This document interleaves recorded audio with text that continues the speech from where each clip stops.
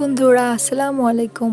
আশা করি সবাই অনেক ভালো আছো আর সবাইকে ঈদ মোবারক। ঈদের দিনে আমাদের বাসায় কিভাবে কি রান্না হয় তার অল্প কিছু ভিডিও আজকে আমি তোমাদের সাথে শেয়ার করব। ঈদের দিন সকালবেলা উঠেই শুরু হয়ে যায় আম্মুর রান্নাবান্না। যদিও আমরা তখন ঘুমের মধ্যে থাকি, আম্মু অত সকালে আমাদের ডাক দেয় না। আমাদের বাসায় ঈদের দিনে চাউলের আটার রুটি অবশ্যই থাকতে হবে, কারণ এটা আব্বুর অনেক পছন্দের। গরম গরম মাংস আর সাথে চাউলের রুটি সবারই পছন্দ। তো এই জন্য আমাদেরকে ঈদের দিনে মাস্ট বি এটা করতেই হয়।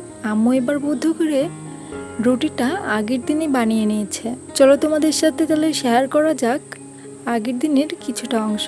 বলক চলে আসা পর্যন্ত গরম করে নিয়ে এটার ভিতর আটাগুলো ঢেলে দিতে হবে। সেদ্ধ হয়ে আসলে এটাকে নেড়েচেড়ে এখানেই কিছুটা মেখে নিতে হবে। এটাকে নামিয়ে হাত দিয়ে খুব সুন্দরভাবে মেখে ডো তৈরি করতে হবে। রুটির জন্য যতটা সুন্দর করে ডো তৈরি হবে ঠিক ততটাই রুটিটা সুন্দর হবে এবং ফুলে উঠবে। এখানে আমি আর আমার ছোট ভাইয়ের বউ দুজনে রেডি হয়ে গেছি রুটি বানানোর জন্য। যেহেতু অনেকগুলো রুটি বানাতে হবে তাই দুজনকেই তৈরি হতে হলো। আমাদের বাসায় 7 জন সদস্য। আর তাছাড়া আমার আপু দুলাভাই ঈদের দিনে আত্মীয় স্বজনদের বাসায় পাঠানো, এইসব মিলিয়ে একটু বেশি রুটি বানাতে হবে। এই রুটি বানানো একদমই কমপ্লিট হয়ে গেছে। রুটি বানানোর এক পাশে এখানে ভাজাটাও কমপ্লিট হয়ে গেছে। রুটি বানিয়ে এটাকে এভাবে বিছিয়ে রাখতে হয় যাতে এটা জুড়ে যায়। গরম অবস্থায় যদি এগুলোকে সারিবদ্ধভাবে রাখা হয় তাহলে রুটিগুলো বেশিক্ষণ থাকবে না, এগুলো নষ্ট হয়ে যায়। তাই এটাকে হালকা জড়িয়ে নিয়ে তারপর সবগুলোকে একসাথে গাদি করে কাপড় দিয়ে ঢেকে রাখতে হয়, তাহলে রুটিটা একটু নরম এবং অনেক ভালো থাকে।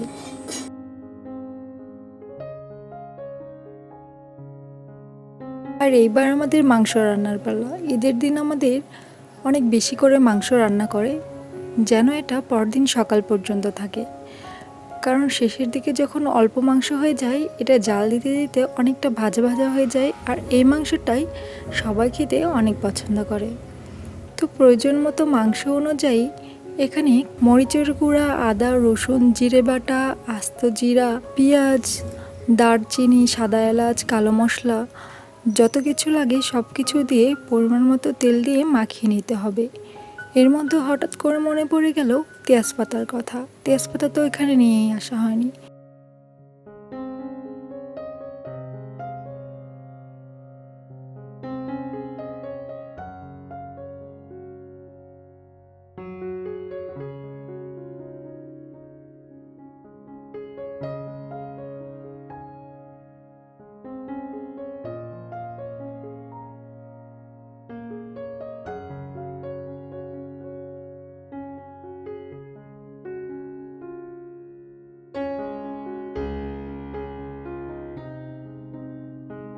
তো দৌড়ে চলে গেলাম ছাদে, ছাদ থেকে তেজপাতা নিয়ে আসার জন্য। তো গাছটিকে দেখে তোমাদের মনে হতে পারে গাছটি তো মরে গেছে, বাট এমন কিছুই না। এই পাতাগুলোর বয়স অনেক হয়ে গেছে, আর তেজপাতা বয়স হয়ে যাওয়ার পর গাছ থেকে না উঠালে এইভাবেই শুকিয়ে যায়। বাজারে সাধারণত আমরা শুকনো তেজপাতাই কিনতে পাই, আর এগুলোকে শুকিয়ে যাওয়ার কারণে এরকম হালকা হালকা বাদামি রঙের হয়ে গেছে। তো আমি সেখান থেকে কিছু পাতা তুলে নিয়ে চলে আসলাম তরকারিতে অ্যাড করার জন্য। এবার সব কিছুকে খুব ভালোভাবে মাখিয়ে নিয়ে চুলায় বসিয়ে দিতে হবে।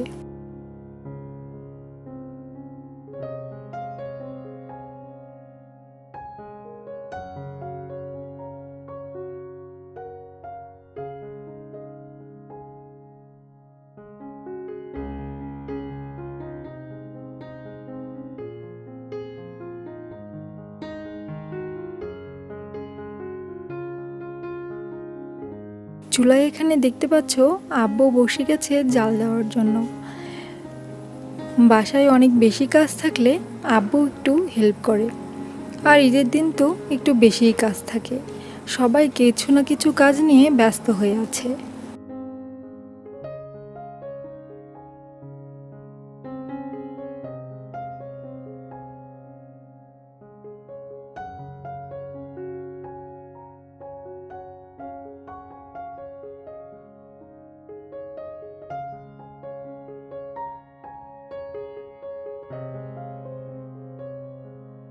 দেখতে দেখতে রান্নাটা একদম কমপ্লিট হয়ে গেছে। এই ছিল আমার ঈদের দিনের কিছুটা অংশ। বাকি আরও রান্নাবান্নাগুলো আম্মু আমার ঘুম থেকে ওঠার আগেই কমপ্লিট করে ফেলেছে, তাই বাকিটা তোমাদের সাথে শেয়ার করতে পারলাম না। নেক্সট টাইম অবশ্যই ট্রাই করব তোমাদের সাথে শেয়ার করার জন্য। তোমাদের বাসায় ঈদের দিন কিভাবে রান্নাবান্না হয় কমেন্ট করে অবশ্যই জানাবে। আর ভিডিওটি তোমাদের ভালো লাগলে লাইক দিতে ভুলো না। ভালো থাকো সবাই, আর সবাইকে ঈদ মোবারক।